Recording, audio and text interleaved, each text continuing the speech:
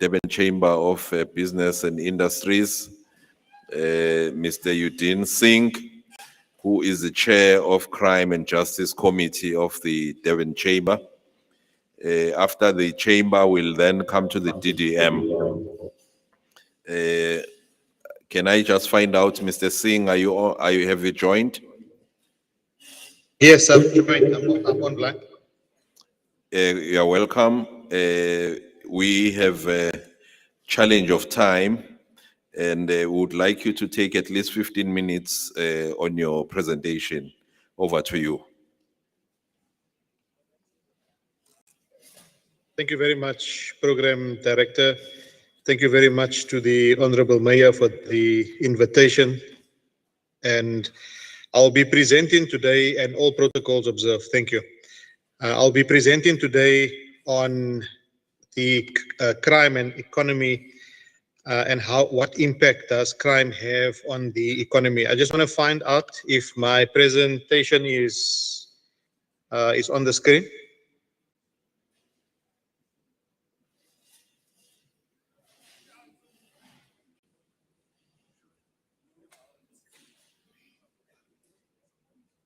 Are you able to see the presentation?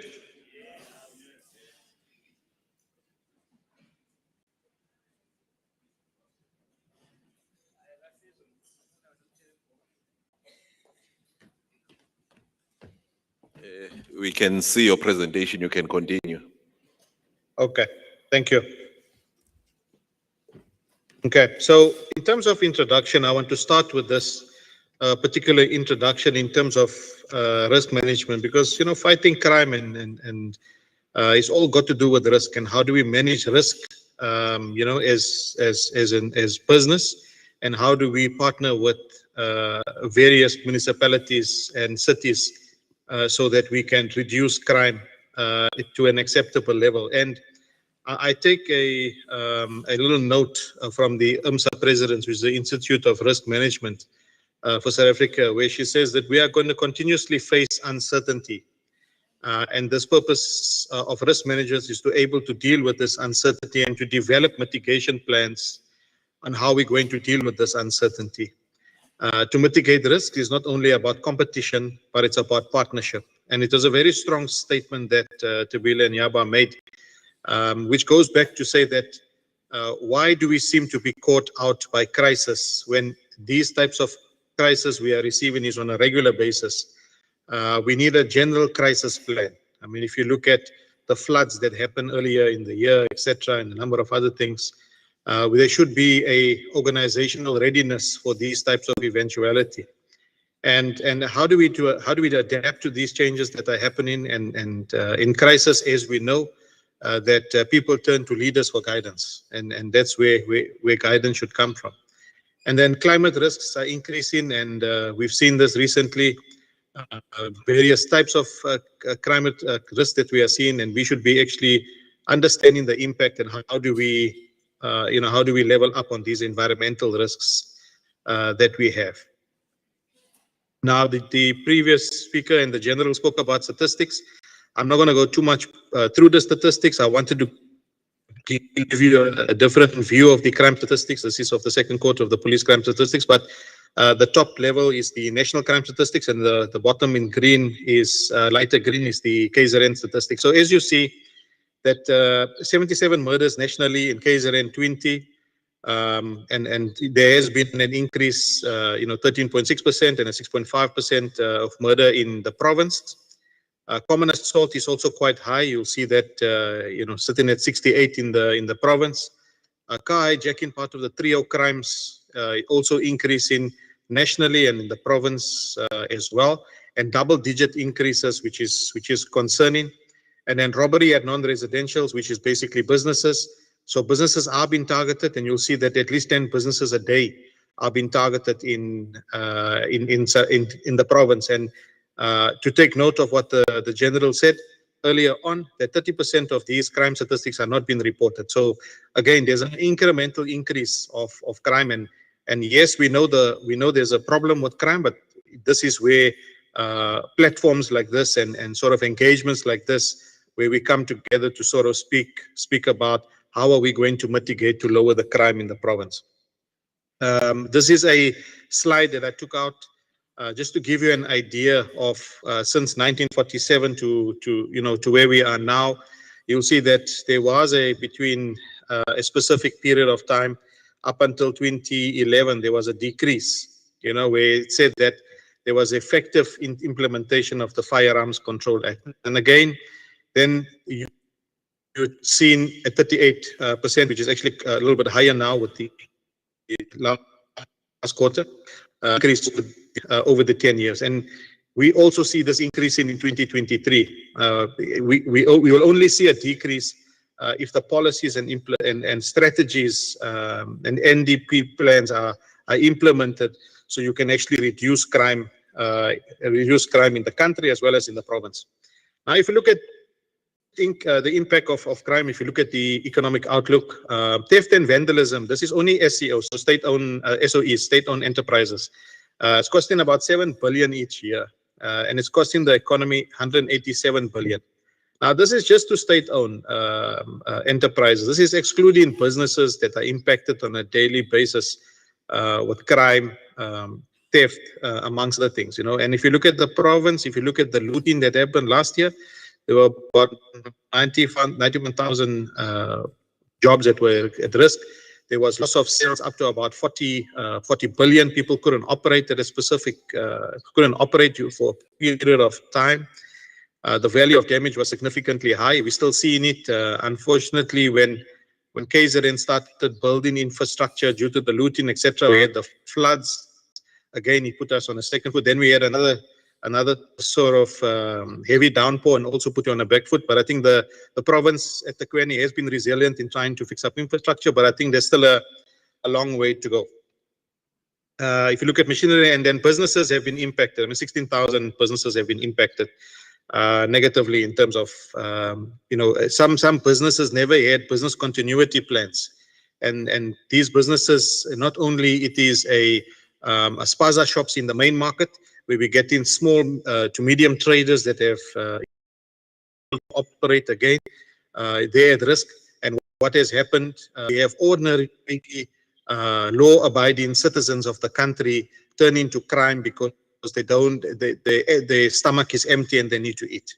And that's something that needs to be dealt with. And if you look at the unemployment rate of youth, I think over 64% of youth are unemployed between the ages of 15 and 24.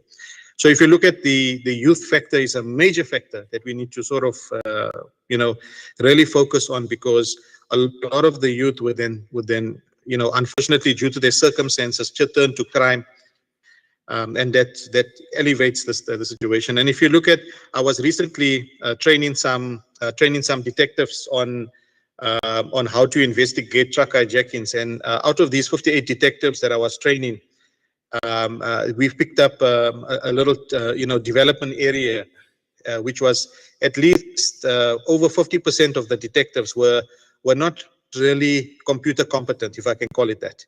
And I offered some skills there to say that we as the chamber, we can assist in upskilling our detectives. Now, yes, you have the crime that is being committed, but you need the detective to be on a competence level and investigate the crime, and the National Prosecuting Authority to prosecute the criminal. If you look at the looting that went, apologies for the sparsing, and if you look at the most recent attacks on trucks, I'm going to show you some photographs just now. What our recommendations would be, and this was presented to the president earlier in the year by the chamber, where we have said that government, there was a social grant that was given from national regarding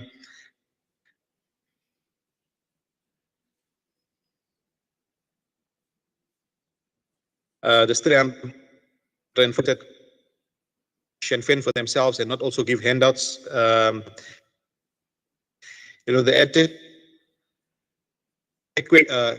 smart cameras. There's a lot of private companies out there, and I hear earlier on that the private sector does have more capabilities, but we need government to up their game on the activities. Government can do it with the private sector in terms of fighting crime, and to have the same resources that the private sector has now, or even more. And that's how it should be. There needs to be an increased police presence. And if you look at high crime areas, certain areas, you've got a very limited amount of police vehicles, or when a police vehicle is standing down at the murder scene, they can't attend to other crimes, etc. Again, that you know, you need to, and that obviously impacts and increases crimes, and the criminals actually use that to their advantage. And then we need proactive intelligence. If we saw the looting, was there enough proactive intelligence enough so we could stop the looting? And again, that's something that we need to focus on. Now I'm just going to show you a few pictures here. You'll see this was the entry. Now you would know there's an organization called the ATDF that was, you know, that's part of the All Truck Drivers Forum that actually blocked a number of roads. This is Richards Bay that you see here in front of you, where roads were blocked. This was in Bloemhof. Bloemhof was blocked for a few days. Then obviously when the trucks have been blocked in that area, there's looting that take place. You got perishable items, where perishable items like milk, maybe yogurt, or whatever is perishable, we have to dispose of it. It then becomes waste.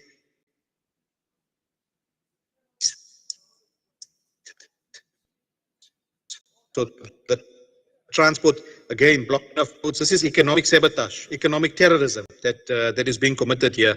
Then we saw Minister Mbalula, as well as the National Commissioner, the Minister of Labour, the Road Freight Association, Gavin Kelly, came together because of these roads that were blocked on a national level, to actually then come up with an agreement. But that agreement is not concluded. It's not concluded. So our worry is, again, this sort of economic sabotage might, because these issues are not fully resolved, we're going to see this happening. And again, it may not have been burning of trucks, but you will see that the trucks have been looted at times. And I must commend the Provincial Commissioner Makonazi, as well as his Deputy General Makoba. They've been very active to deal with this. They have partnerships with us as the chamber, as well as partnerships with tow truck drivers to actually remove trucks adequately. I know for a fact that the provincial commissioner actually will fly via helicopter and be on the ground by himself. I think we do commend him for his proactiveness, but more needs to be done. In terms of, I spoke about the torching of trucks. There needs to be the legislation framework needs to be reviewed. Because again, it's got to do with the Zimbabwean drivers and the permits, and there's a list of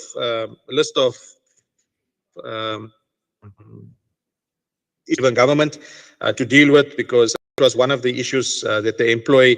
They only want South African drivers and not foreign drivers. And again, Immigration Act needs to be reviewed in terms to deal with this. How do we streamline this? What are we going to do about it? And again, there is no proper investigation done at certain times on these threats. Where the torching of trucks, it's very difficult to find these criminals sometimes because they just torch and they run. Again, it comes to down. If we know all the hotspots, do we have cameras in the hotspots? No, we don't have cameras in the hotspots. So the criminals are taking advantage of the fact that we don't have digitized infrastructure to fight crime.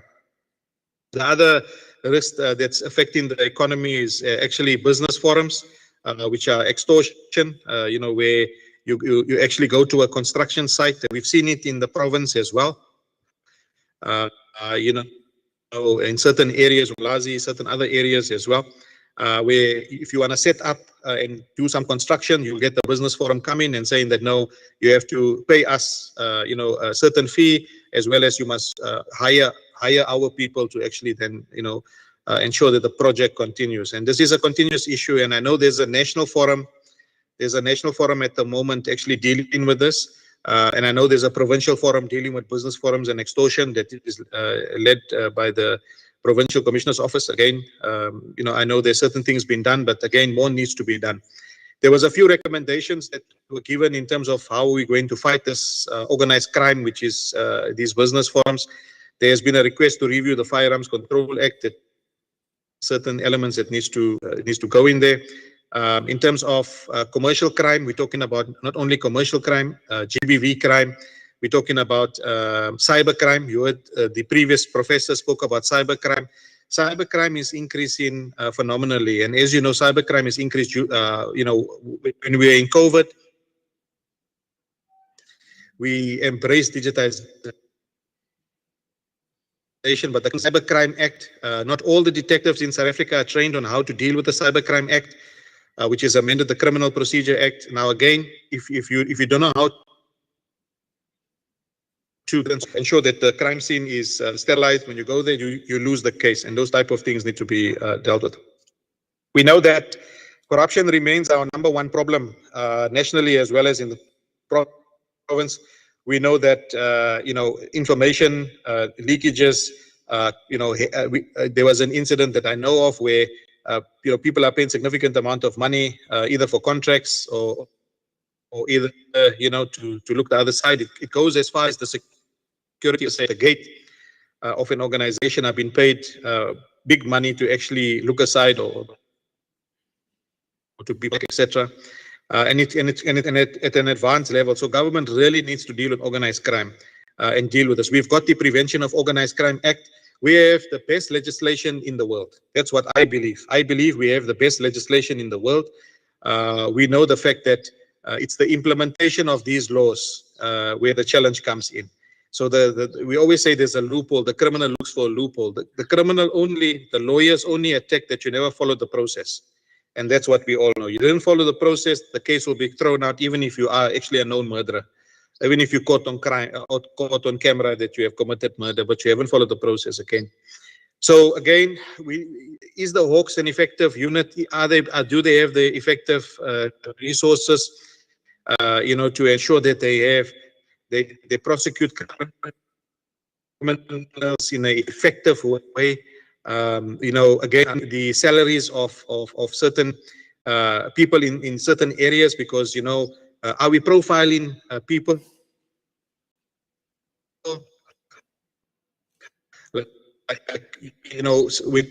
Through economic situations, you tend to then commit offenses. It does happen, and it's only because you have economic circumstances on your side. Now, this is my last slide, and I want to say that I attended in person the last crime summit, and these were a couple of the strategies that were mentioned. The crime combating strategies was the KZN provincial safety strategy, the integrated crime and violence strategy.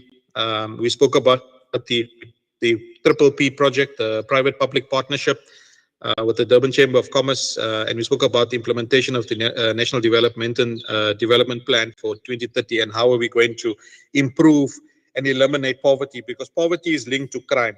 As you know, that in the city alone, you are sitting with close to just over 4,000 homeless people. If you look at the port by Moore Road, by Maiden Wharf, under the bridge, I've personally been under Maiden Wharf's bridge to see what's happening there. Again, lots of issues, but again, you have crime combating strategies that's been signed off by the Minister of Police. I just added the slide in the snippet of it. It has been signed off. These are fantastic strategies, and these are fantastic integrated plans that we can sort of do. So now it's about the previous summit, we had a session where we also had breakouts, etc.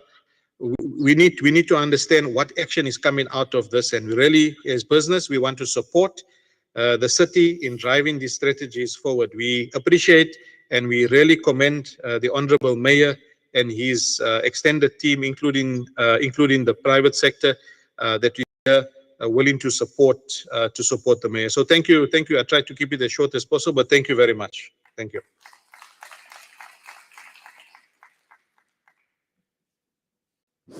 Thank you very much to the speaker. We would like to move forward. We will take your recommendations into the discussions. The next speaker is going to be Ms. M. Kandlela, Chief Policy Analyst, who will speak on accelerating the implementation of integrated safety priorities through the DGM1 plan. Masingita, over to you.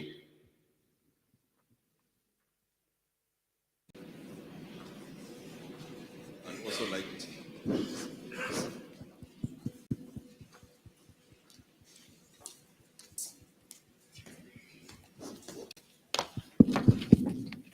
as she moves to the stage, I'd also like to acknowledge Yes, Mr. Mlambo, SB, who is the head of prison in Durban Maximum Westville, who's standing in for Mr. Nglele, and Mr. Kwamanda, who is with him, both from Correctional Services, sitting at the back.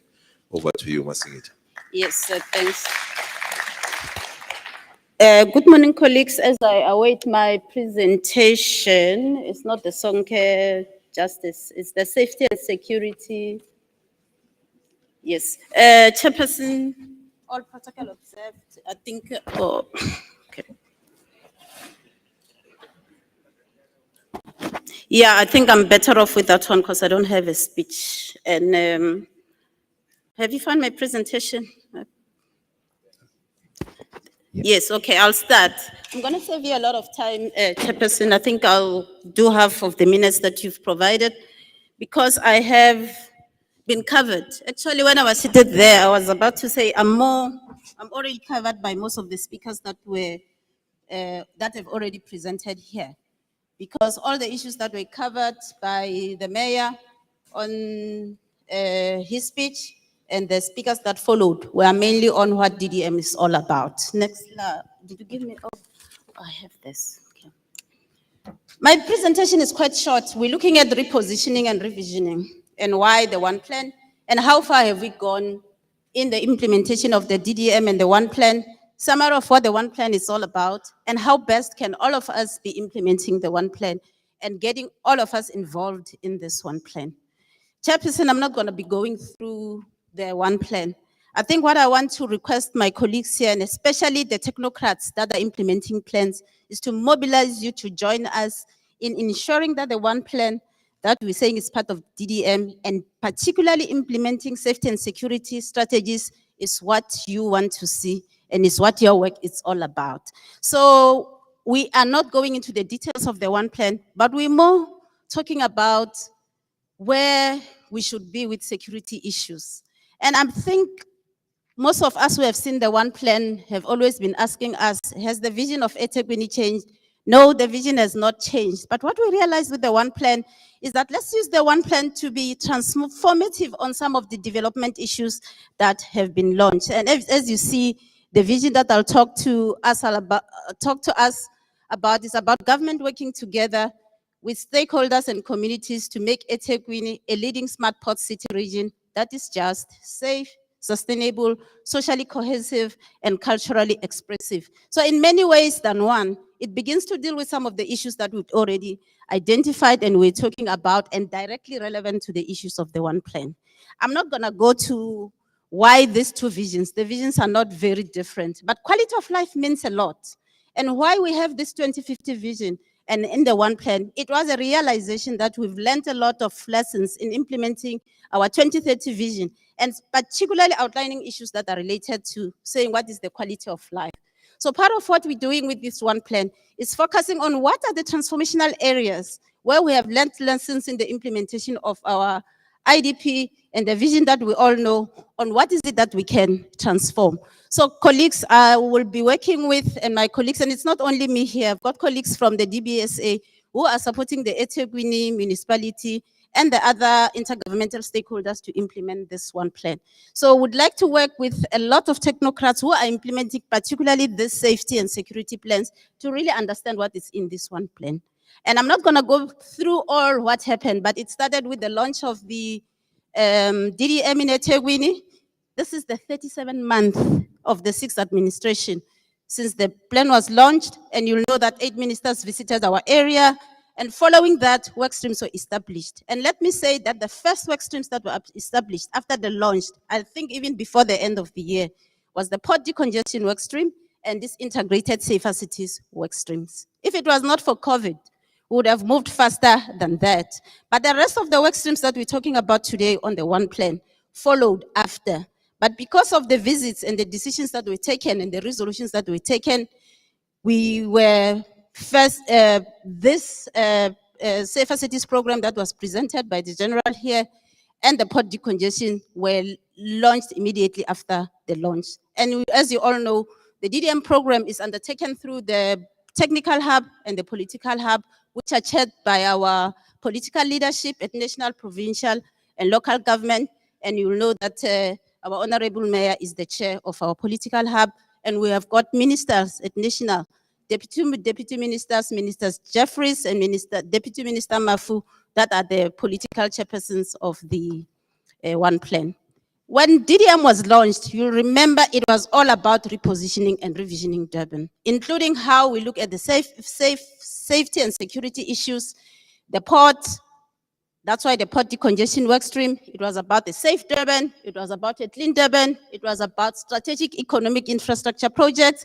We know them as catalytic projects. It was also about gender-based violence. And you'll remember when the president and the 8 ministers were here, we visited Inanda, we visited the Tutuzela centers, we went to the back of the port, we visited some of the bad buildings in the city. But the whole issue was, let's identify critical development issues that the city should be focusing around to turn around the quality of life as per our vision of the One Plan. But most critical was, how do we improve coordination of government programs, particularly at the most localized level? KwaZulu-Natal is known for its famous successful program, Sukuma Sakhe. But the challenge has been, how can we get the government to implement all their programs at the very localized level? If whether it's a national department, whether it's a provincial department, we should be measuring the success of each and every program at the very local level. In other words, in our zones and in our wards, we should be able to say, General, the money that is, the budget that is spent by South African SAPS or any other government, how has it changed Ward 1 of eThekwini? How has it changed Ward 110 of eThekwini? So I think that is the greater goal of the DDM. And the first greater exercise that we had to do was to develop the One Plan. I'm not going to go into the storyline, and I'm really urging colleagues that would like to work with the technocrats that are leading the work streams within this to really get into the details of what One Plan is all about. The storyline is why we identify those critical issues, why we put them in the profile, and why do we think are important to turn around the issues around of safety and security in our areas. So without going I think all the colleagues that have come before me have spoken about the crime statistics. They have spoken about the homelessness challenge. We have spoken about improving bylaws. We have spoken about the activities that were taken by the Safer Cities program, like the safety audit, to really understand what is the real challenge in eThekwini and why is it not changing? Why are we still in the top 10? And have you seen in the statistics, why are we still in the top 10 of most of the top crimes? The One Plan is simply about how do we get all of government services, all of government budget, and how do we jointly implement programs in the One Plan. And the 4 things that are in number 4 about shared understanding of the space. None of the programs, whether they're conceptualized in Pretoria, in Cape Town, in Msunduzi, or in eThekwini, do not affect any of our areas at the local level. What is our shared understanding of the space? What is the agreement on priorities? What is the common vision and the measurable outcomes? And what are the specific targets? If we look at our crime hotspots, what is it that as all of government do we want to achieve with that One Plan? I'm not gonna go through this, but when we sit with you, the very specific technocrats that are leading certain work streams, we want to sit with you and understand, how can we transform safety and security if we in all these 6 areas. So we call them transformative goals. We are always criticized of looking for big words, but this is simply saying, if you really want to turn around eThekwini, based on the profile, based on the issues that we identified when the ministers were here, these are the 6 areas that we need to start at. And we have very, very detailed One Plan that our colleagues from DBSA can sit with you, workshop, and we look at the indicators and identify the priorities of priorities on how to turn around Inanda, for example. Be it part of the programs that you identify, but we'll say, how do we ensure that the rest of government is working with us in all these transformative areas? These are the 6 areas, as I indicated. It's people development, economic positioning, spatial restructuring, infrastructure engineering, integrated service provision, and governance. I did not see this session as a session where we can sit and discuss many of those indicators, but I saw this session as trying to really get as much of you into identifying indicators or even programs that we can include as priorities of priorities in the implementation of the one plan. And there is none of the area that belongs to a certain cluster. It's not only for safety and security cluster, it's not only for the governance cluster, but it's for all of us to identify where can we transform people development in dealing with safety and security issue. How can we deal with infrastructure engineering? The professor who was speaking earlier on spoke about how do we turn around issues that are related to damage or infrastructure because of crime, safety and security of critical infrastructure, and so on. So we need to sit with you and say, what is it that we can put as priority of priorities to deal with these issues, but through the safety and security lens. This is what I said I didn't want to show you, because our sessions, when we sit with the various workstream leaders, it's about this. If you look at people, just number one, is the people development, which is our first transformation area. It doesn't mean it's more important than anything else, but it's saying if we don't deal with people issues, we will not be able to turn around Durban. And if you look at the strategic goals, it's mainly about upliftment of the vulnerable, the marginalized, and so on and so on. But what was critical was that we took all the safety strategies, all the safety interventions should be focused on people development. And all the previous speakers have already alluded to the importance of really dealing with, if we don't deal with youth unemployment, if we don't deal with poverty, if we don't deal with inequality, there is no program that can be successful no matter how much money we put. So we've taken the same approach in all the six transformational areas and say, what is it that all of government can design to really turn the situation around? And this is based on data. The previous speaker, the professor, will be very impressed to see how much we've tried to look at data to back up why these 6 areas. Why not what we put in the IDPs, and not really saying what is in that IDP is not correct, but we're saying we've done enough work, we've looked at our problems, we've done research, and we have the data to back up that if we can transform these 6 areas, we'll be able to make a dent on some of the development priorities that were identified. So I'm not gonna go through this. I'm looking forward to getting workstream leaders to participate in our clusters, to really get into grips with these issues and really implement priorities of priorities in getting these things done. This is just an example. If you look at strategic one, for example, we are saying the very first strategy on people development is improving safety. Although we have put out what should be the greater goal and what is the desired future, what are the outcomes and measures and indicators? As you see, it's a very technical exercise. We need to look at your programs and say, how does it fit in all this? Although it is strategy 1 on improving safety, it doesn't mean that your work is stuck on here. There are lots of other strategies within the one plan that begins to deal with your issues. The total number of strategies that we've identified in the one plan is 32. And we want to engage with you to say, there are lots of things that government can do. But if we can focus on the priorities of priorities based on the strategies from your programs, we will be able to make a dent around.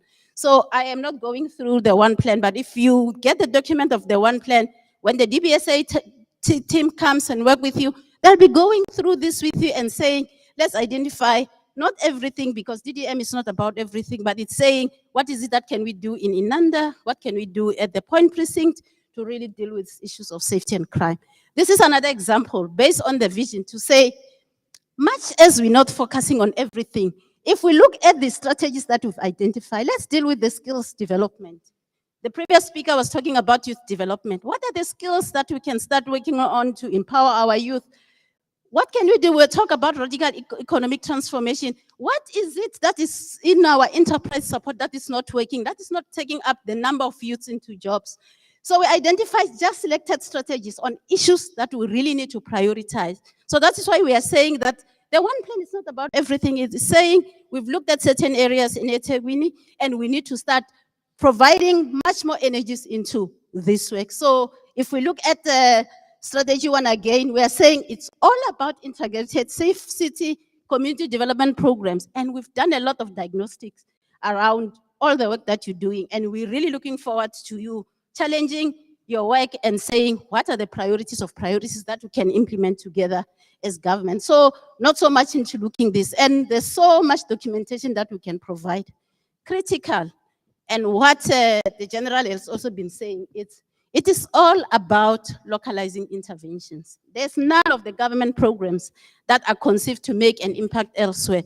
We, as such, develop an institutional framework that if we really want all the one plan programs to work, we must start at the very localized level.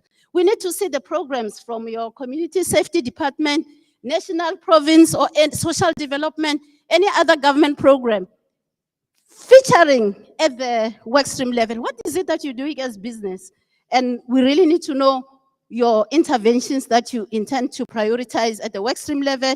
You engage with us in clusters, and these are the structures that we have.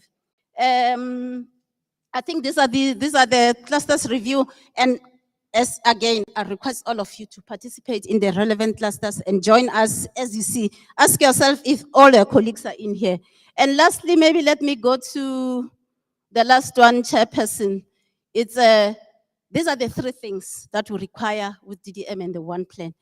Integrating special focus. If we can bring all government money and integrate our program at an area-based level, why wouldn't we make an impact? If we can prioritize intervention at municipal wides and zones, why wouldn't we change the situation around? And critical is the issue around joint planning. So I'm calling all of you to engage in the one plan process, and I hope you'll be with us in the future. So this being not a technical session, these are the things that we really want you to take forward. Thank you.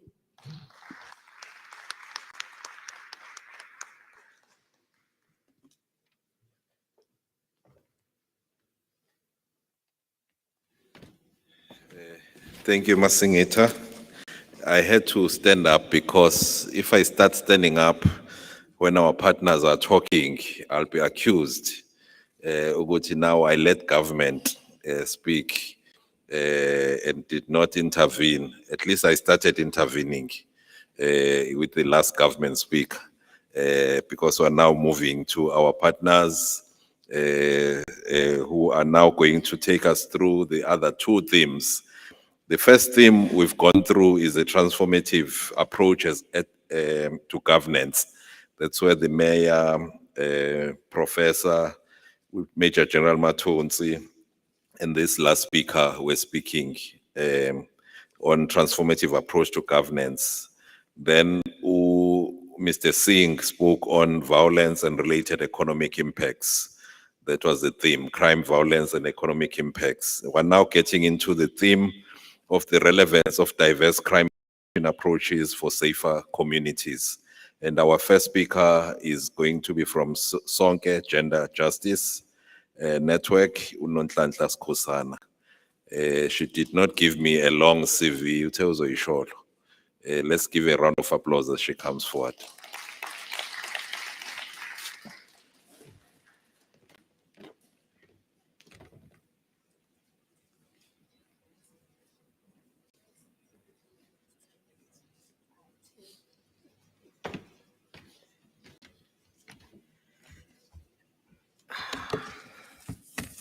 Sanbanani, good day.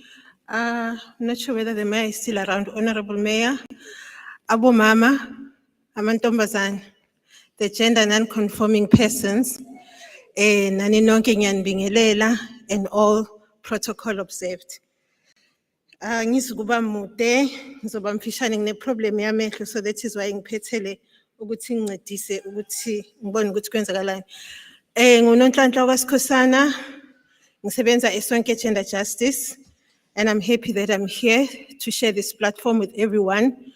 And while the previous speakers were presenting, I was asking myself, are we looking at all these plans with a gendered lens? You know, where Ubabu Commissioner Magekuluma was like saying to myself, I wonder if with this plan that is so good, that talks about the safer city, in terms of procurement, are women going to benefit with this plan because you're going to buy and are we going to be benefiting from that? But moreover, looking at whether Lemikhaga will be talking to the crime states that says most of the violence that is perpetrated against women and girls is happening in our own homes. How these things are going to benefit us at that level. But angikho lapho, I'm just going to present the research that was done by Sonke Gender Justice in 2016-2017 that talks about the drivers of violence against women and girls. And maybe people are asking themselves, how is this related to issues of rape? But you will see as I'm continuing to present, it was done in partnership with Wits University.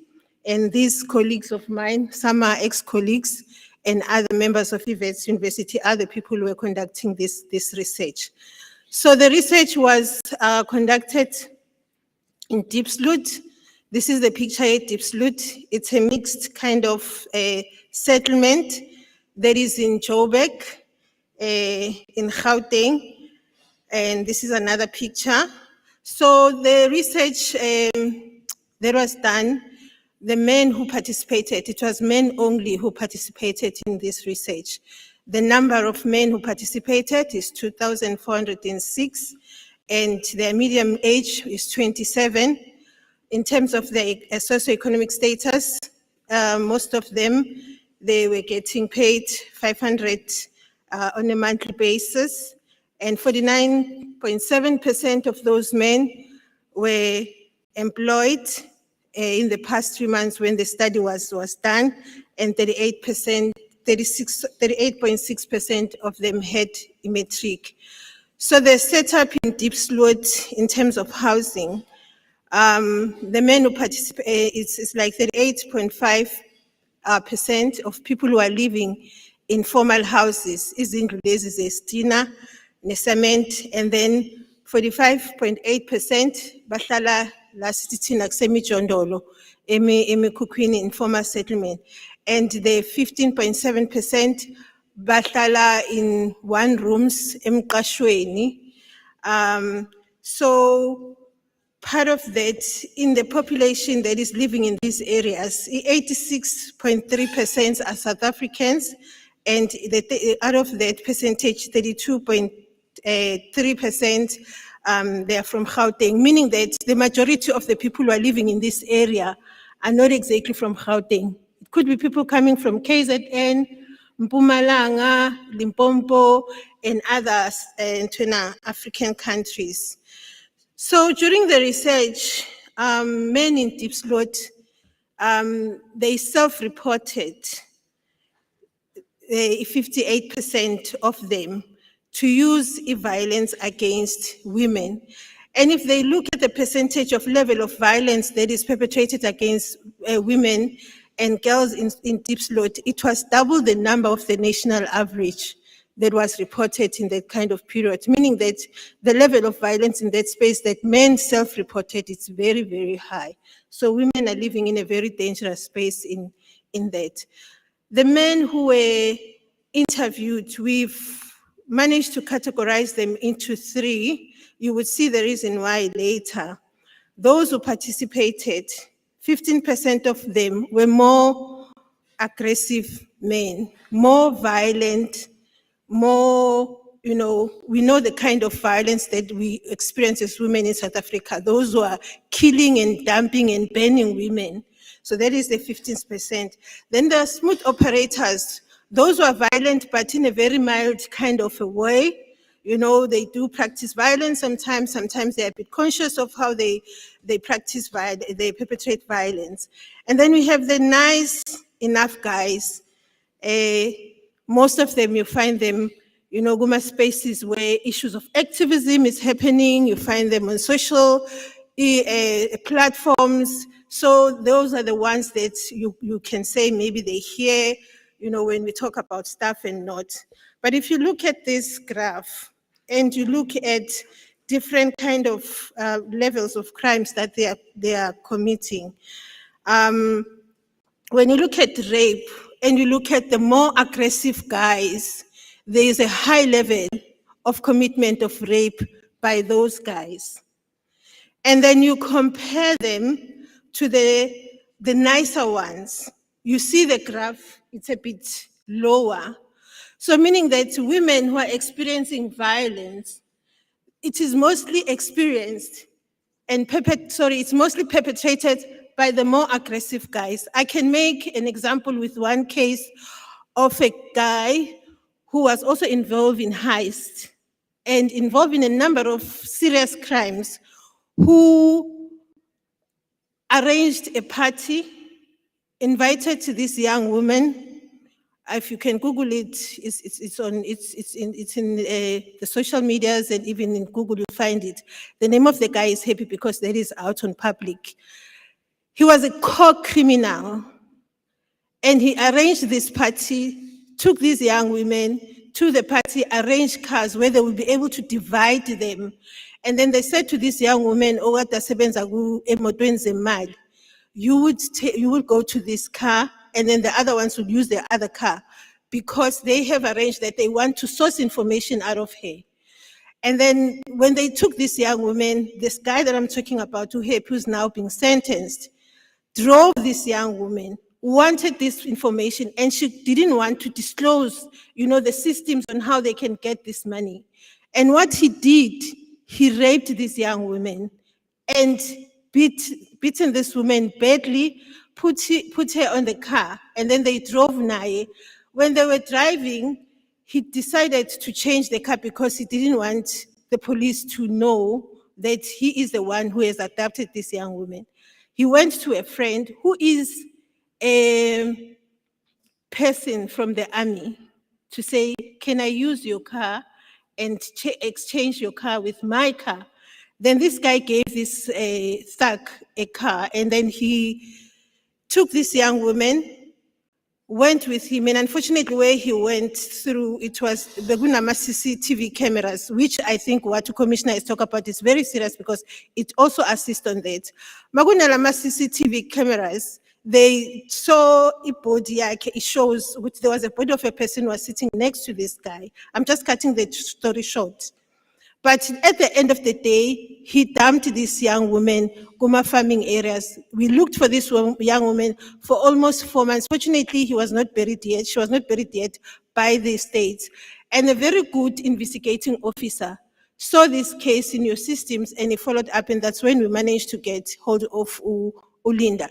So what I'm trying to say about this story is that kind of a picture that you are seeing, that women who are being raped and killed, they're not just killed by ordinary men. These are serious thugs. These are very violent men in our society.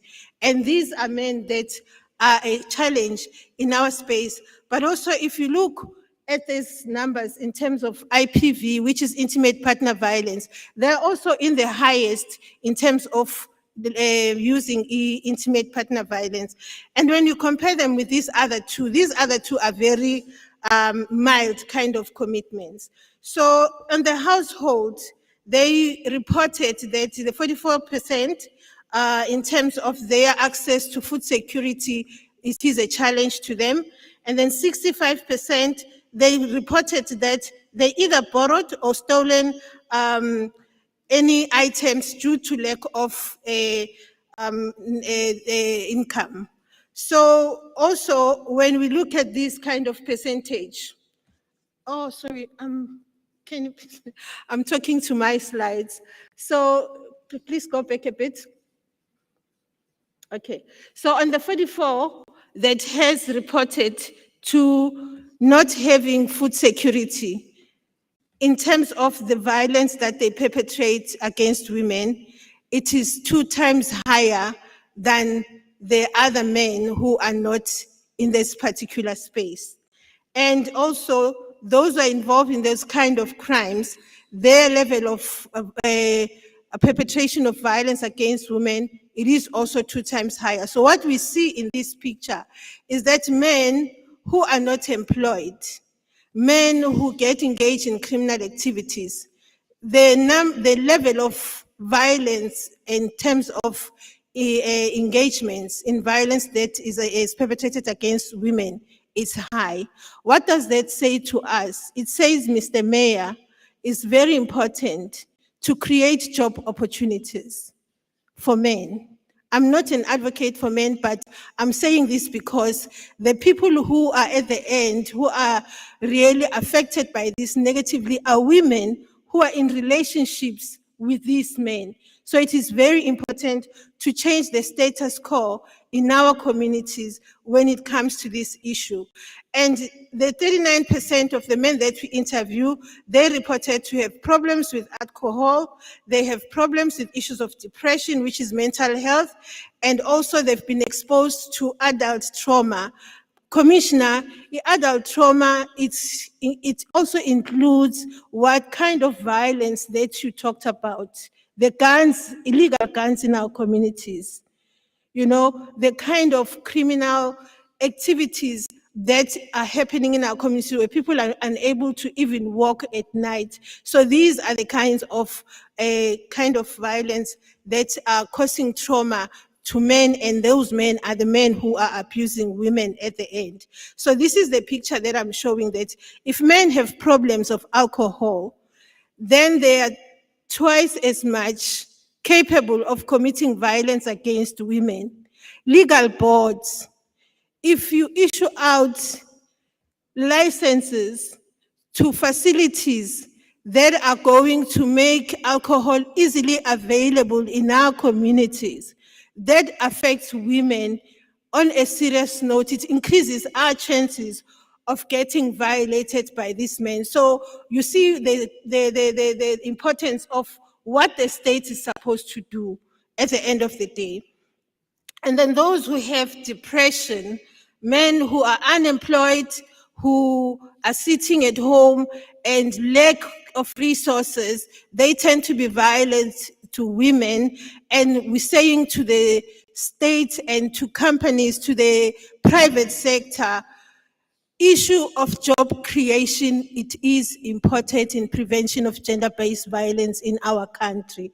It is very important that we create jobs, but also we know that at the end of the day, I'm going to say this, and with due respect, jobs could be created in this country if imali ayijontshwa. Ngiyazi ukuthi siyayi-romanticize sithi yi-corruption. But the pure fact is, corruption, it affects us a lot, guys. The money that is been stolen, that really doesn't create job opportunities. The money that is stolen, that we don't have enough Tutuzela care centers, which are one-stop facilities of survivors of gender-based violence. Imali le tshontshwayo ekuthini ingabe iqhasha more nurses, more SAPS people, more NPA people to deal with our cases. It is compromising us a lot. And people don't see the linkage between ukuntshontsha kwemali, stroke corruption, and how that really contributes towards the high level of gender-based violence in this country. So it is very important that we look at that. Issue of trauma, I've spoken to that. I've spoken to the issue of trauma. The level of violence in our country is very, very high. So men who are traumatized are twice as much capable of perpetrating gender-based violence to women. So those, also 30% of those men have reported that in their childhood, they witness intimate partner violence. We have normalized ukulwa kwabazali emakhaya. Kunezindlu ekuthiwa bophuma silwe. Abantwana babukele while abazali balwa. You know, we even fight in churches, mfundisi. You know, and children are experiencing this at the end of the day. And that is a serious challenge. You will see in my next slide why I'm saying this. So 84% has also reported that they experience abuse in their childhood. Masikhuluma nge-corporal punishment. Abazali, ikakhulu thina esizweni esinsundu, we are up in arms. Ukaba nomntwana, angeke abuse uhulumeni. Mina wami nje ngizomshaya zafe. Uyayibona into enjalo? You are teaching this child violence at an early age. And this child is experiencing violence at an early age. And this child is saying the only way of dealing with issues is through using violence. And it's in abantu abadala, if omunye umuntu akushaya, you go to a police station and report a case of assault.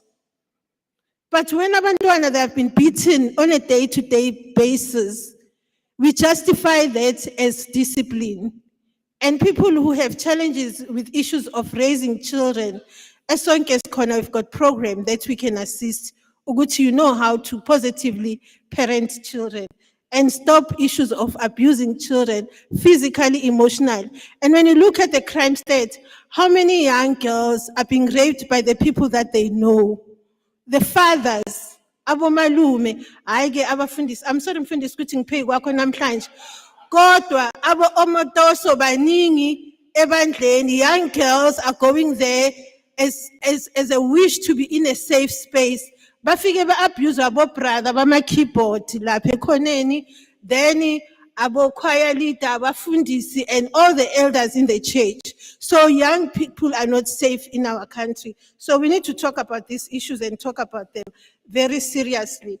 So ngiyakhombisa ke la ukuthi at the end of the day, our findings while a study are saying the challenge is that we've got high rates of childhood trauma in our settings. And issue of childhood trauma, this research has shown ukuthi umuntu who experienced a childhood trauma as a man, I'm talking about men, I'm not justifying why are you violating women, but this is what the research says. You have, chances are 6 times higher than the person who didn't experience a childhood trauma to abuse your partner. So yabona ukuthi ukushaya umntwana kuyasibulala. Si increase ama chances wokuthi labantwana bakhule ba ama abusers. And we wonder why. It's because we have taught them Tina as adults. So we need to stop abusing children. Let's stop beating children. Let's teach our children that it's okay to be raised in a family that is not violent. Ukushaya umntwana, it's violence.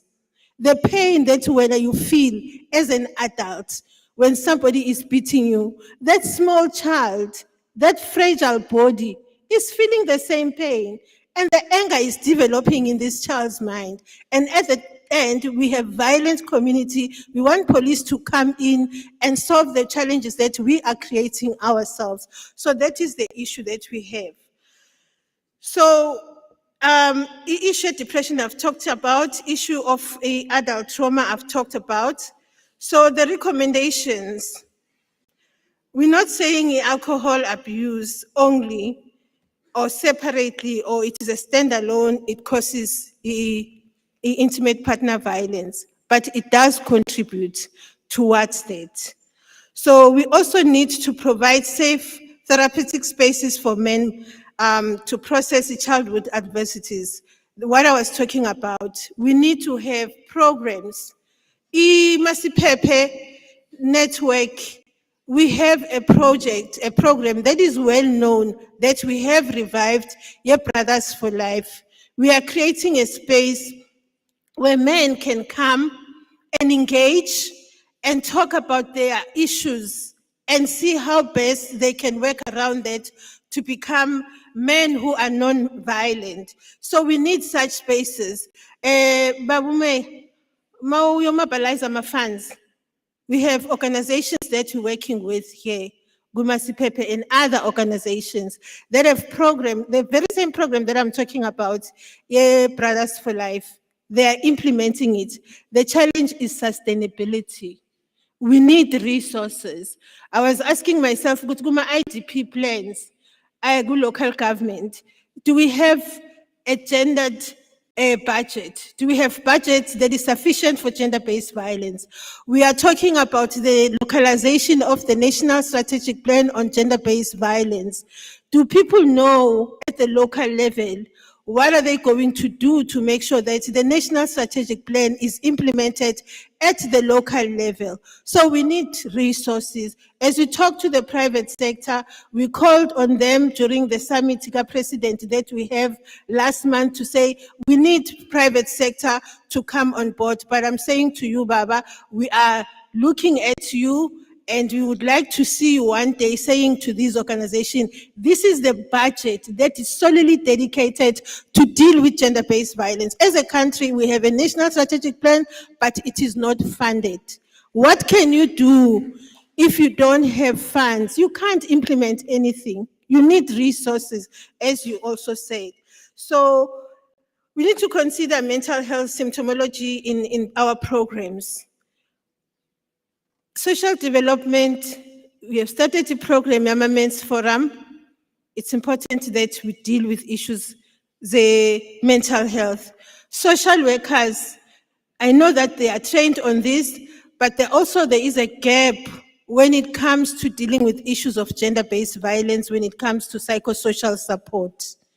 We need to know, Uguti, are you capable, or do you need to partner with civil society organization to make sure that this element, when we develop any program, it has this mental health issue.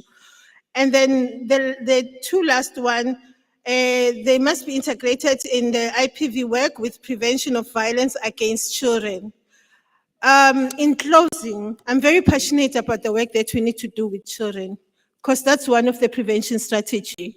If we are going to be able to make sure that our children are not exposed to violence, any form of violence, it could be verbal, it could be emotional, it could be physical violence, but if we do make sure that we prevent that, it will be very critical. We have a program that we call Men Care Program, that we are implementing it at Sonke and with other partners in ADAPT and other the Masipepe colleagues and organizations. That Men Care Program, it encourages positive parenting. If you have access to internet, Mr. Mayor, no Mr. Commissioner, no Mfundisi, and all the senior managers, I'm really begging you, go to the Sonke website, type Men Care, you'll get material free of charge.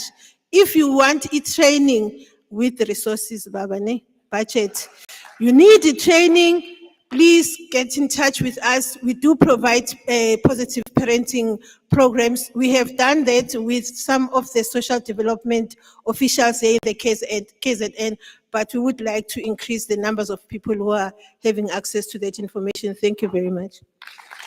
Thank you. Thank you very much to Sonke Gender Justice for the presentation that was thought-provoking. We'll move to the next presenter, Siphe Ngobese, from South African Cities Network, a senior researcher, who will speak on perspectives of crime prevention, human security and resilience, area-based violence prevention programs. Over to you, Mr. Ngobese. Oh, Miss Ngobese. Ngiyaxolisa uSiphe ngicabanga lo wakithi. Owakithi uSiphe.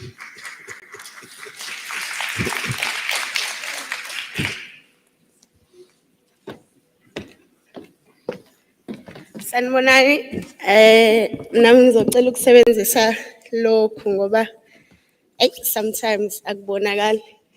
Ngizocela ungifakela i-presentation, then we can get going.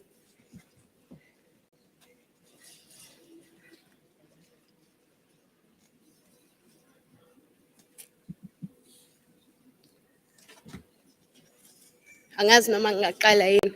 So maybe angiqale nje ngokubingelela wonke umuntu okhona, ikakhulukazi ubaba uMeya uKhawunda. We always enjoy your presence ngoba kuhlale kuthiwa political championship iyona eyenza izinto zenzeke. So your passion and ukuhlale ukhona kwakho and your broad understanding of ama-issues ne-interconnection ukuthi ahlangana kanjani. We really appreciate, and it's a great example for abanye ama-leaders. No, Bab Commissioner Umatonsi, now we would like to appreciate your presence nakhona futhi from the SAPS side. It's always great to have that high level championship and commitment. Siyanibonga ngempela ngokuhlaleni khona kwenu. Mina nguSiphelele Ngobese. I'm with the South African Cities Network, of which iTheku is a member, and one of the cities esifunda olukhulu from lona. I represent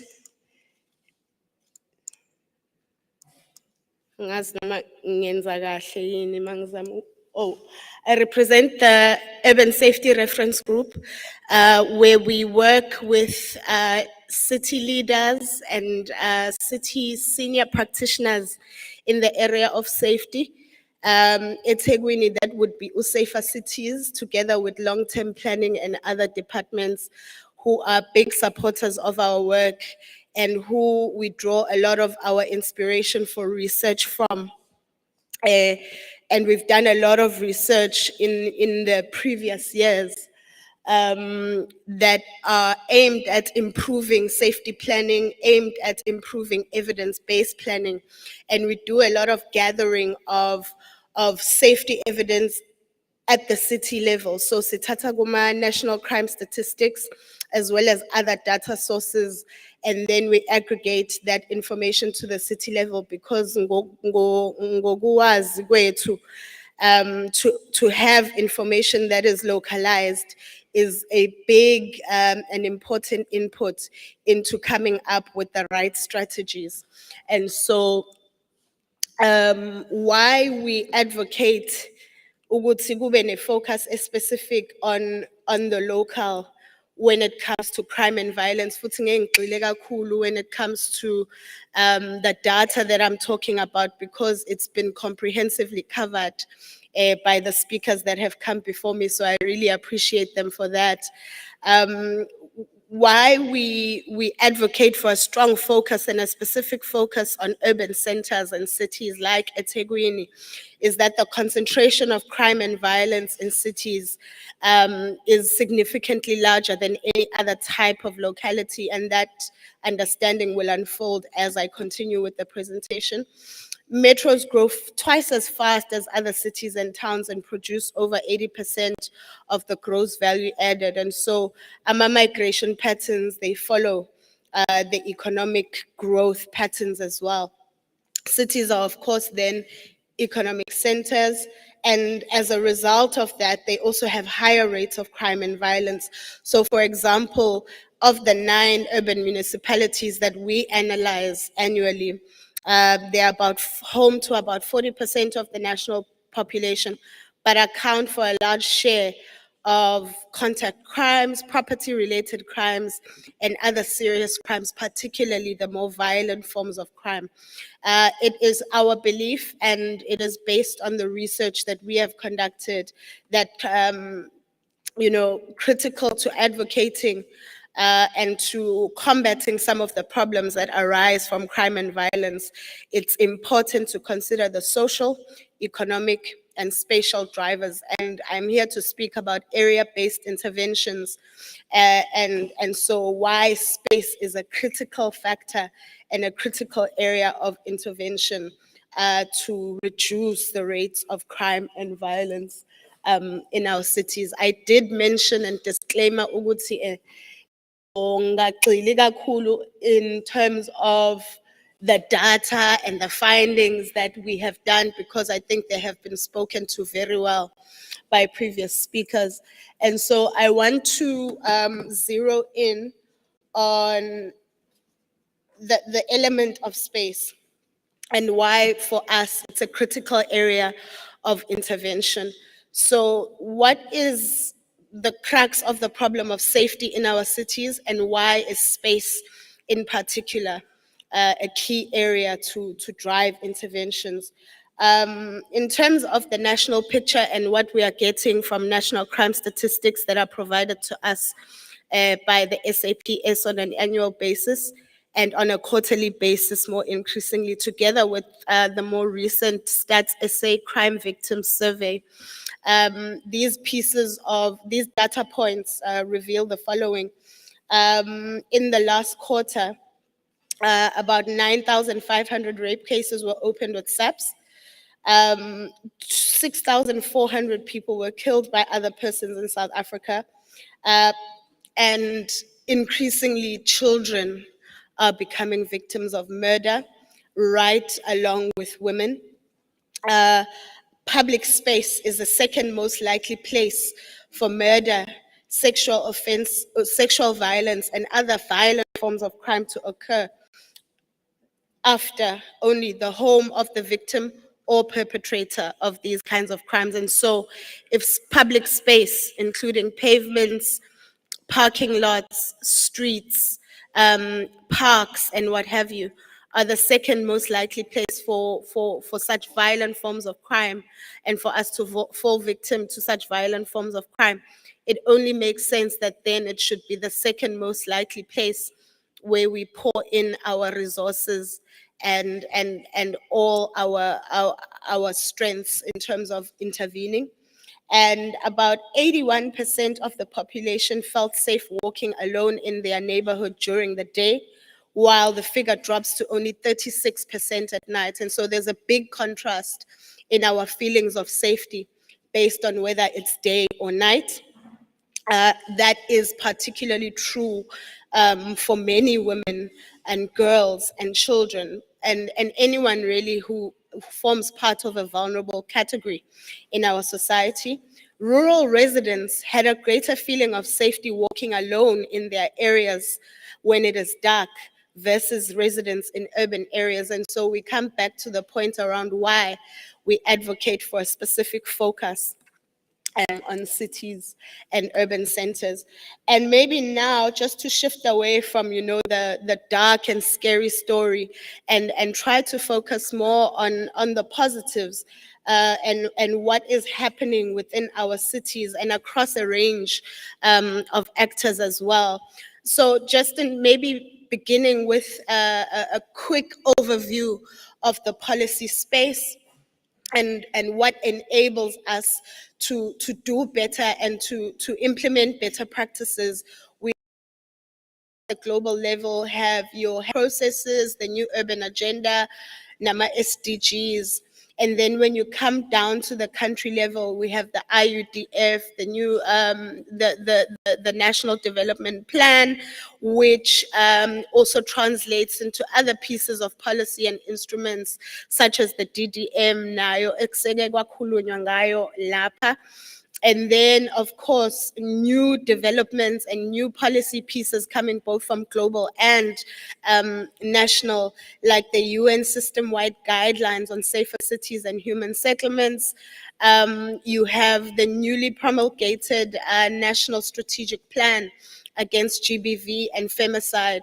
And cities like eThekwini have really taken the priorities and outcome areas from these pieces of policy and started to really implement them on the ground, to the extent that they have created work and they've worked with entities like Safety Pin from India to do work of collecting data at the hyperlocal level, using that data to create safer public spaces in the Durban, so developing a guidebook on safer women and safer cities, with the understanding that if women are safe in your city, if anyone vulnerable is safe in your city, then that city should be safe for anyone. Continuing on the topic of city best practice and really focusing on the positives and what can be done. We spend quite a lot of time talking about the problems, talking about the complexities, and it starts being discouraging. And so I'm trying to really put a positive lens on this and try to show us some of the things that we can do, even in our small little corners. Of course, our systems are complicated, and I must agree wholeheartedly with Ubabu Mayor when he says that, sometimes procurement processes can take you about 5 years. But what are practitioners doing? What are cities doing with the little that they have? And we're finding that, sometimes it's not always an issue of money, but leveraging partnerships so that you can work together and use whatever money and resources that you have to solve through a problem. And then how do you sustain that? And sometimes it's really about identifying other parts. We don't have to do everything sodwa. We don't have to do everything alone. So who else is out there? How can we partner with NGOs? How can we partner with everyone across society to get little pockets of excellence going and to sustain those as well? And so how are cities applying, area-based planning principles to make their spaces safer and to really show an understanding that they understand that safety, it's not just about safety and security, it's not just about policing, but safety and unsafety are a developmental problem. They are the thing that can stand between a city achieving its long-term goals. Laphayana ngibone kuthiwa by 2030, angazi noma ukhona yini ongakwazi ukungifundela, by 2030 the city of eThekwini will be the most caring and livable city. And without safety and with crime and violence, local, it's very hard to achieve. And so safety, crime and violence prevention are developmental issues. They are not just policing issues. So how do we all come together to understand safety and crime and violence prevention as developmental and as something that can stand in the way of us achieving our big development goals, such as this one, which is a great goal to have and to work towards. And so cities, what are they doing? Public space focused on area-based responses.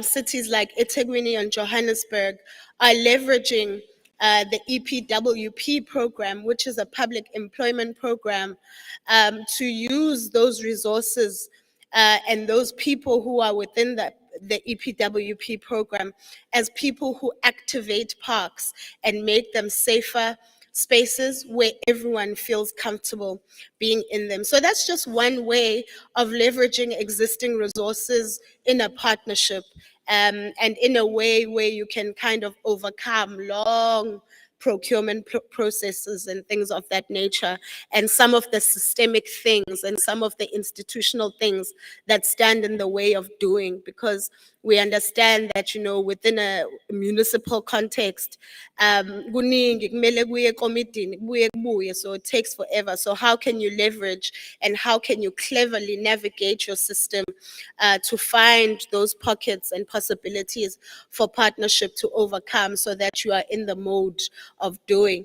And then promoting public-private partnership. Ethekwini again gives us an example in terms of how they've partnered with the Umbilo Business Forum around, engaging homeless persons within parks to help them to co-manage the parks and to also empower them and place them in line for opportunities for skills development in areas such as recycling.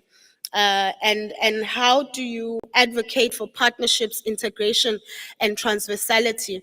And so to come around the problem of resourcing, it's important to identify partnerships even within the city. So how can safer cities strike up a partnership and work together with social development, with economic development, with health? And how can they then come together as departments within a city and then start to identify partnerships broader and across that as well?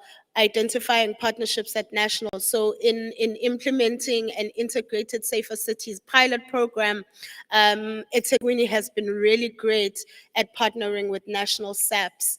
And that is a great positive practice and exactly the kind of thing we want to see in helping us to overcome some of our challenges. And then I've spoken about, community and gender-centeredness and how eThekwini has leveraged the online tool or the application Safety Pin to conduct safety audits, to conduct victims' perception surveys. And that is data that can assist you to be very clear in what you are implementing. Again, that helps you to save up in terms of resources, that you don't just throw your resources in unstrategically, but you are able to target them exactly where they are needed. And so when you have a clear understanding of issues, what's driving crime in a particular place, it helps you with saving in terms of resources as well. And eThekwini provides a great example of how to do that and how it has leveraged tools like Safety Pin. And then I've spoken to urban safety as a sustainable development input, but there's also the element around human settlements and how integrated human settlements are key. How does a human settlement not just be a house, brick and mortar, and a top structure, but how does it link to everything else? How does it link to safe, affordable, reliable transport?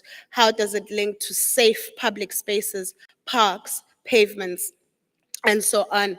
And how does it enable and unlock human dignity, the realization of each and every person's human rights, and how does it enable more and more people to access and sustain a better livelihood? And so a house is not just a house, but it opens up to so much more. And then also alternative approaches. Again, eThekwini proving to be a great example of how, different departments, safety, safer cities, Metro Police, working together with the health department in the city and a host of other social development, to have a holistic approach to homelessness, substance use, GBV, and other issues. And so we get great examples of best practice from those examples. Another thing is that iThegu has been thinking about public space and area-based interventions for quite some time. I know that this graphic is quite dated and the city has done much more fancier and better things since this, but it just shows, Uguti, the thinking is quite deep. And I'll breeze through the next few slides that show you that the city is thinking quite intently about what makes a great place, and this speaks to all the different elements of what makes a great place, and we are quite looking forward to seeing the implementation of some of these. And I think in terms of lessons from other actors, other partners. And so I've said that it's quite important to identify and to garner partnerships between NGOs, working with municipalities, working with academia, and others to come up with solutions. And so these are just some of the example of the things that are happening within the area-based planning sector in South Africa. So you've got the emerging Center on African Public Space, which is being spearheaded by the Joburg City Parks and Zoo. You've got a public space handbook that is also a tool that is being developed by the city of Johannesburg. There's the example of an organization called Open Streets in Cape Town that is really about making streets safer and being less about cars and car traffic, and being places where really all citizens can participate because it is a public space. And so a street belongs to everyone, particularly small people, particularly children, particularly any vulnerable person. And there is also a tool that is being developed by the University of the Witwatersrand in partnership with UJ and a host of other non-academic partners, which is around how to include children in spatial planning. And so I think it follows the logic that if you engage the most vulnerable, if you engage the people who are usually excluded, you are then able to produce something that works for everyone. And that logic really shines through. And something that was just a personal observation from my recent travels to Barcelona, where if you look at the picture at the far end there, and also the picture with the bicycles there, you will see that in that city, if you have a 4-lane street, the pavement and the walkway is as big as the 4-lane street. The pavement is not like this and the street like this. And so it's quite inclusive. There's space for biking. There's space for people who are walking. And it's a traffic calming measure as well, but it also leads to just personal and human safety as well. I won't stay too long on some of how these practices have inspired us in our research. I did say that we are quite inspired by our cities in terms of the research that we then do. And so this is some of the thinking that we've done about how, area-based planning is a critical component of safety, how to apply SEPTED principles and a host of other types of principles in broader planning processes, not just safety planning in a city. And cities have really inspired us in spreading this message of safety being everyone's business in the city, whether you are a finance practitioner, a planning practitioner, a community development practitioner. Safety is your business. It's not just the business of police. And so we are increasingly looking to spatialize some of the crime data that we aggregate. That's just like one example of what we've done around the city of Joburg, looking at sexual offenses and population rates as well. This is just some of the reports that we have produced over the years in partnership with Netegu, who have been great participants and leaders in our research processes. And these are some of the smaller products which we call AMA policy briefs. And we've done one on public space and how it ties or links to urban safety. One might not immediately appreciate what public space has to do with safety, but we try to grow that understanding among different people from different sectors who might not immediately understand the linkage. Just to access some of our sources, that is the information there. That's my contact information.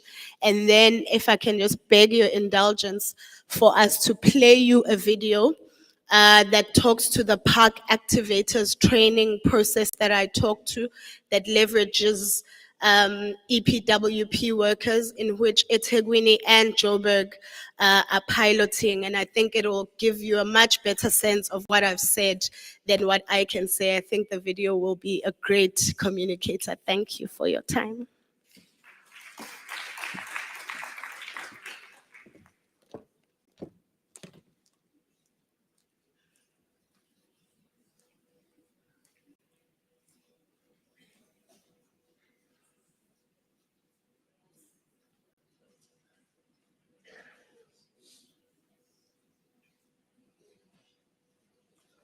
Please play the video.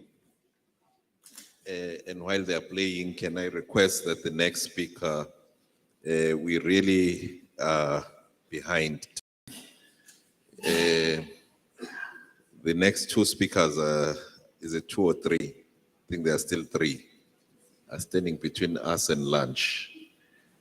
I'm not sure how to deal with that.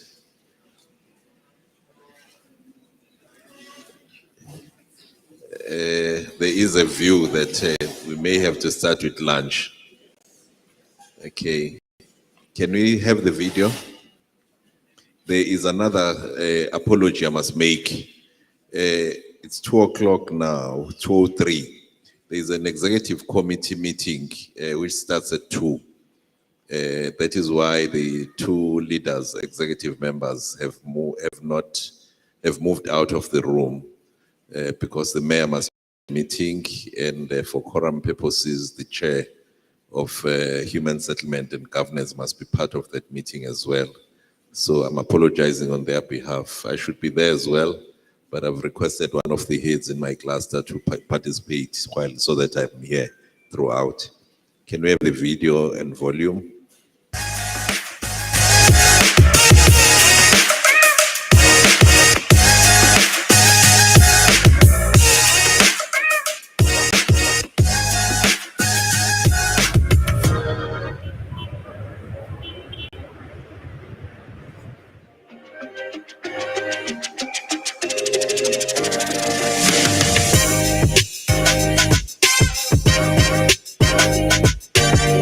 The Johannesburg and eThekwini municipalities are co-piloting an exciting new approach to make our urban parks more safe and lively to be in. The Park Activators Training Program trains local residents to become park activation coordinators who facilitate and coordinate a wide variety of activities like games and sports with local communities. Their hope is through partnership and some fun, of course, to make our urban parks more lively, safe, and accessible.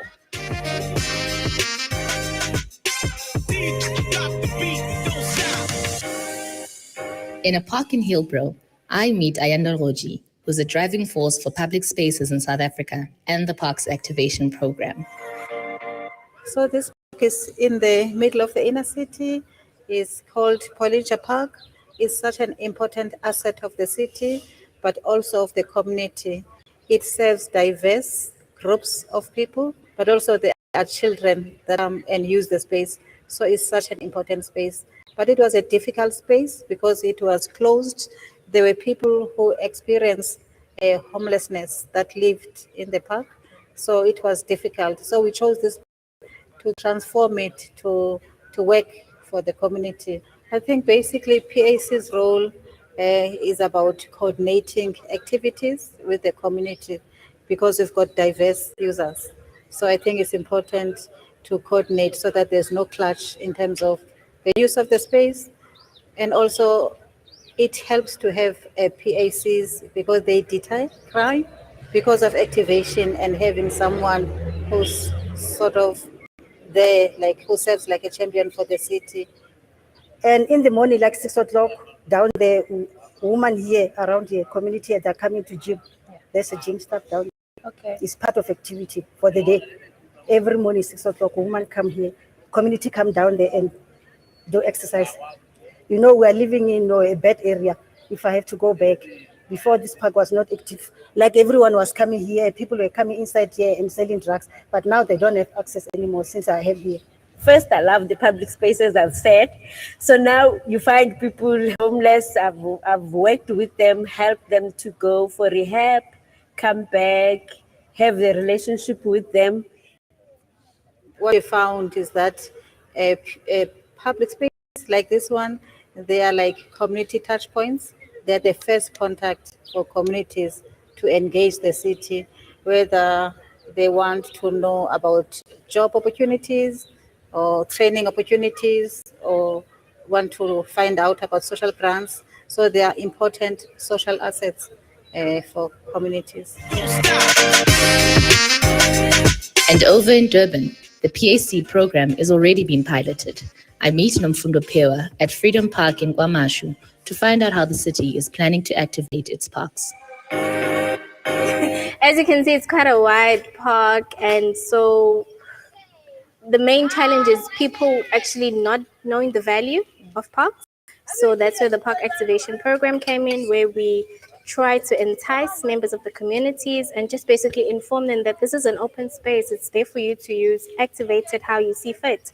So that once you start activating it, you start seeing less crime and people seeing that, no, this is very active. This is a very active space. I can't do my criminal activities there. Instead, let me just go there for recreational activities. So what you find there are some young ladies that are basically engaged in indigenous dances. And what you also find are the elderly. So we don't just look into just the young, we tap into the whole lifespan. So that's children from your ECD programs right up until the elderly, as you can see. So we engage them in active mobility. How can they keep fit? They always complain, oh, my back is sore, oh, this is bad. Why not come out and move your body? So we partnered with Tobani, which is Tobza Bike's cycle center. So he also activates some of our parks through bringing these cycle programs to our various parks. We also hear from Dawn Govan, who highlights how the Park Activation Initiative has benefited from aligning itself with the expanded Public Works program.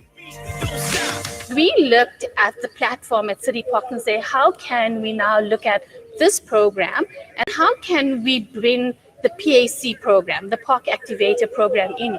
Let's look at the platform to use it for different type of program.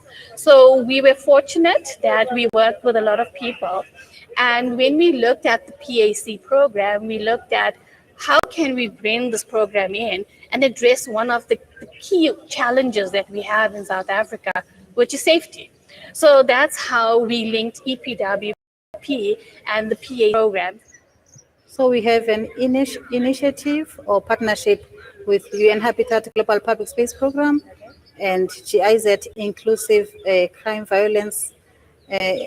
and Violence Prevention Program. We worked with local NGOs in the city.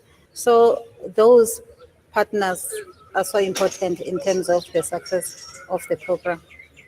It's not easy, anything that involves people, but having partners like GIZ, they helped us in terms of bringing our national counterparts to play a role in terms of assisting us with EPWP, but also to work with communities themselves. Like in this park, we have Margaret. She helped us because she was already working with the communities here. So she played such an instrumental role in terms of bringing different parties together. So it's not easy. It can be messy.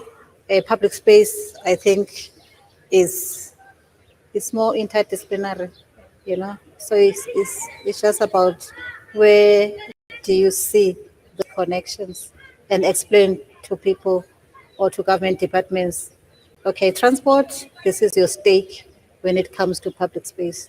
We've got people in those flats, they need to go to a park or they need to go to the market. So you have a role in terms of them navigating the city in order to get to their destination. The success of the program has rested on local and international collaboration between multiple stakeholders with a common mission. So the overall view is to basically get the park as active as can be, get it as clean as can be, basically beautify the park. As you can see, we have these lovely flowers, bring in indigenous plant species so that even young babies from a young age, oh, what tree is that? You know, they're easily identifiable that, oh no, this is an indigenous tree and we need this tree because of A, B, and C. Bring different programs to the park. Let people see the park being used for its intended purpose. My wish for the park is to see it continue being active and to hopefully over time see a gradual decrease of criminal activities that happen in these different parks. And just in your own view, what would your message be to other cities or people in space to implementing similar projects? I think the involvement of young people to be champions of looking after facilities is another way of bringing them at the table in terms of urban development. With Johannesburg and Durban leading the way, park activators may just be what your neighborhood needs.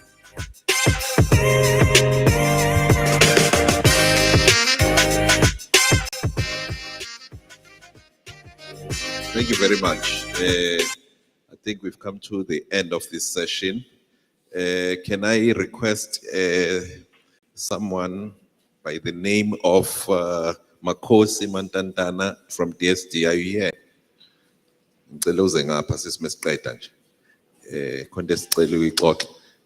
Otherwise, can we go for lunch so that we're able, just hold on so that you know the details. Aibo, nangesehamba ngaqedi.